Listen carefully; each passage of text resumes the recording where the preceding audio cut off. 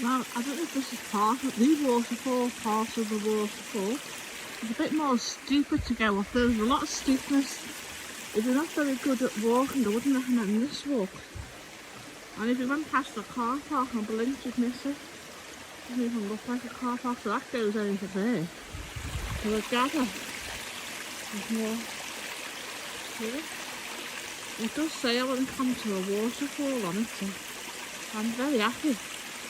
It's a good hour circuit, I think. Isn't it beautiful though? I love it. Really beautiful. So I might have a little rest a minute when I get to the top of there maybe. Maybe I'll do it now.